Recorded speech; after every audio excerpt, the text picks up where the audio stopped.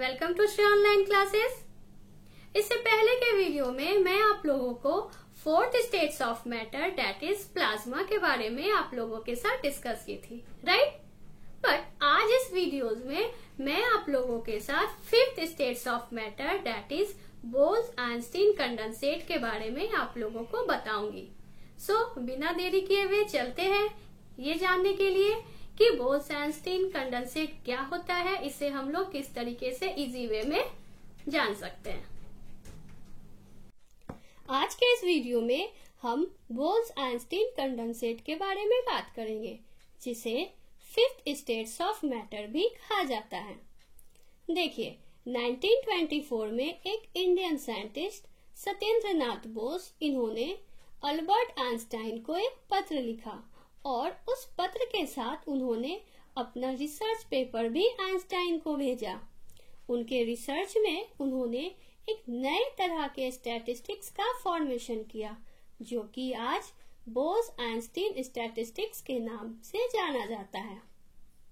Einstein ने उस पर बहुत काम किया और आगे चलकर अल्बर्ट आइंस्टाइन ने फिफ्थ स्टेट्स ऑफ मैटर को प्रेडिक्ट किया, जिसे हम लोग आज बोस-आइंस्टीन कंडेंसेट के नाम से जानते हैं, राइट?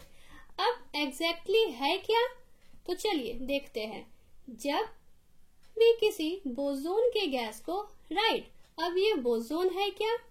अगर इस वीडियो के कॉन्टेक्स्ट में मैं कहूँ तो मैं कहूंगी कि वैसा एटम जिसका कि number of proton, number of neutron और नंबर ऑफ इलेक्ट्रॉन, इसका जो सम होगा it should be an even number. ये अगर इवन नंबर होगा तो फिर उस एटम को हम बोसोन कहेंगे, और अगर वह ऑड नंबर हुआ तो उसे हम फिर फर्मियन के कैटेगरी में रखेंगे।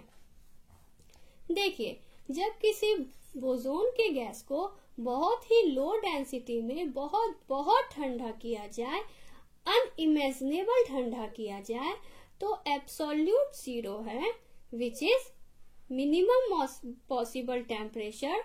लगभग उस टेम्परेचर में अगर पहुंचा दिया जाए जो एब्सोल्यूट जीरो है, इसको हम लोग जीरो केल्विन कहते हैं।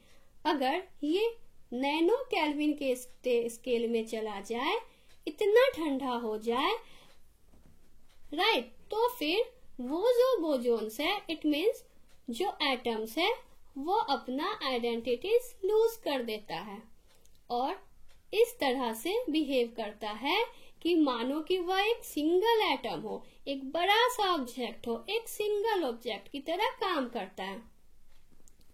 इसे लो डेंसिटी में क्यों रखा जाता है?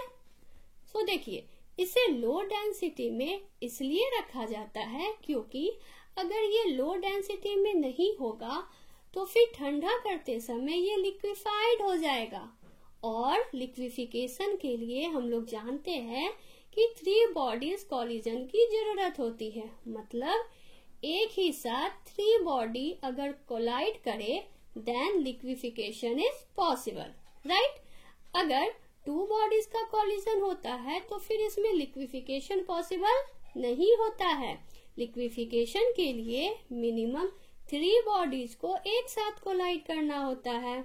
तो इसलिए जब बहुत ही लो डेंसिटी में, जैसे इस कंटेनर के अंदर बहुत लो डेंसिटी में अगर एटम रहे, फिर 3 बॉडी कोलिजन का चांस नेग्लिजिबली स्मॉल हो जाता है और इसका लिक्विफिकेशन का जो चांस है वो बहुत कम हो जाता है। That's why low density, right? अब देखिए, इस चीज को समझने के लिए हमें क्वांटम मैकेनिक्स की चीजों को समझना होगा, जो कि डी ब्रोगली हाइपोथेसिस है। अब ये जो डी ब्रोगली हाइपोथेसिस है, यह है क्या? डी ब्रोगली हाइपोथेसिस के अनुसार कोई भी मैटर का पार्टिकल्स के पास लीनियर मोमेंटम है, राइट? तो वेव की तरह, तो वो क्या करेगा कि वो वेव की तरह काम करता है। उसका बहुत सारा प्रॉपर्टीज है। उसे एक्सप्लेन करने के लिए हमें उसका वेव जैसे नेचर को कंसीडर करना होगा, और उस वेव का, जिसे कि मैटर वेव का नाम दिया गया था, उस वेव का जो वेवलेंथ है, राइट, अब वेव का वेवलेंथ क्या होता है? देखिए, suppose this is a wave, तो इसका वेवलेंथ होगा क्रस्ट से ट्रफ तक का डिस्टेंस। ये जो डिस्टेंस है उसे कहा जाता है वेवलेंथ। तो उस मैटर का वेवलेंथ वो होता है inversely proportional to the particles linear momentum. Suppose एक पार्टिकल्स का लीनियर मोमेंटम p है, देन उसका जो वेवलेंथ होगा, राइट, वेवलेंथ को हम लेमडा से डिनोट करते हैं, ये हम लोग को पता है। सो ये जो वेवलेंथ होगा उस मैटर वेव का, that should be inversely proportional to the momentum of that particles.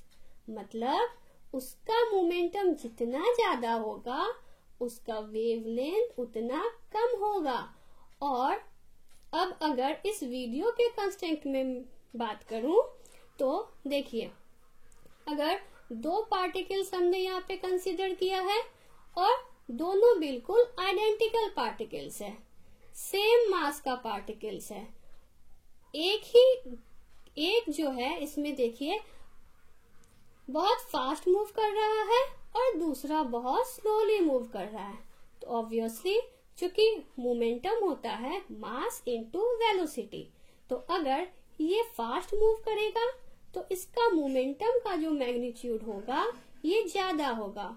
और सेकेंड वाले फिगर में देखिए, यहाँ पर मोमेंटम का मैग्नीट्यूड कम होगा। तो फिर इसके साथ जो एसोसिएटिव वेव होगा, जिसे कि मैटर वेव कहा जाता है, वो कैसा होगा? सो देखिए, जो फास्ट पार्टिकल है जिसका मोमेंटम ज्यादा है, उसके लिए जो वेव होगा उसका वेवलेंथ बहुत कम होगा, और जो स्लो पार्टिकल्स है उसके लिए जो एसोसिएटिव वेव होगा उस वेव का वेवलेंथ काफी बड़ा होगा, राइट। अब आते हैं असली टॉपिक पे।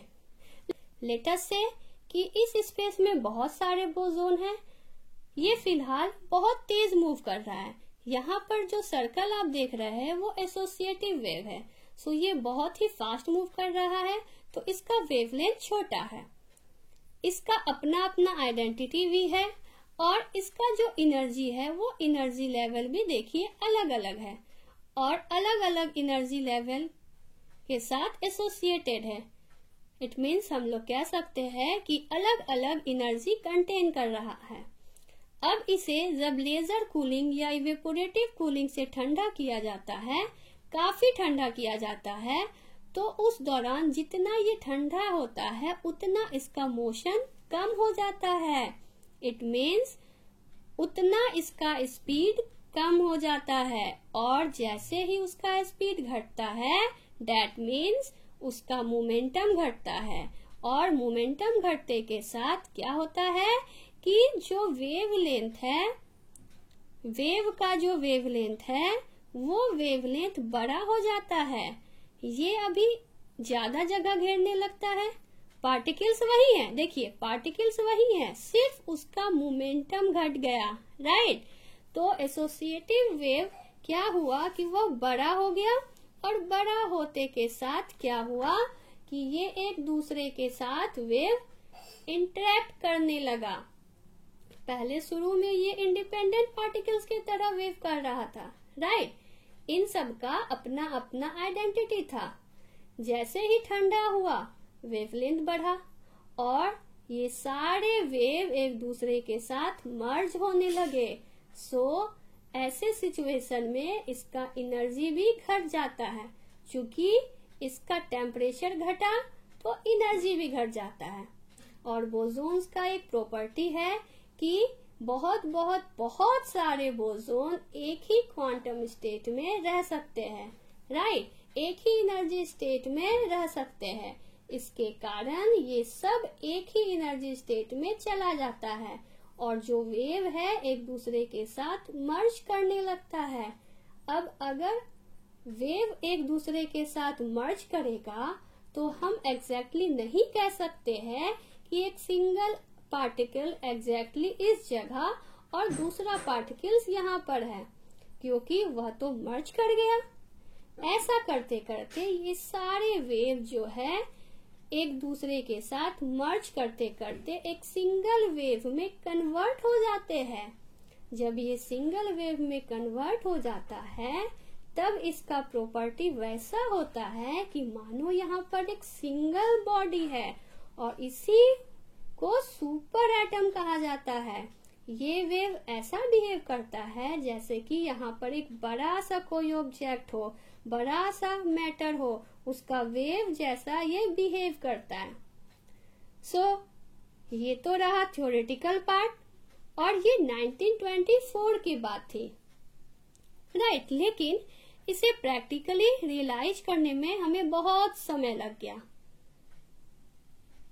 देखिए 1995 में यूनिवर्सिटी ऑफ कोलोराडो के 2 साइंटिस्ट एरिक ए कॉर्नेल और कार्ल वेयरमैन, इन्होंने रुबिडियम एटम के गैस को बहुत ठंडा किया, लगभग 170 नैनो केल्विन तक ठंडा किया और ऐसा करके इन्होंने बोल्स-आइंस्टीन कंडेंसेट फॉर्म जो स्टेट है उसको अटेंड किया। उसके कुछ ही दिनों बाद एक और साइंटिस्ट आए जिनका नाम वुल्फगैंग कैटरली था।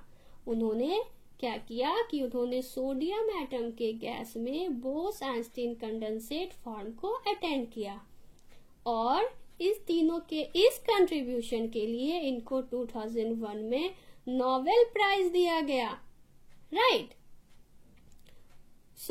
यहाँ पे हमारा ये टॉपिक खत्म होता है। आई होप कि ये वीडियो आपके लिए यूजफुल रहा होगा। Please like, share and subscribe my video. मैं इसके नेक्स्ट के वीडियो में मैं आपके लिए और भी इंटरेस्टिंग सा टॉपिक लेके आऊंगी। तब तक के लिए थैंक यू।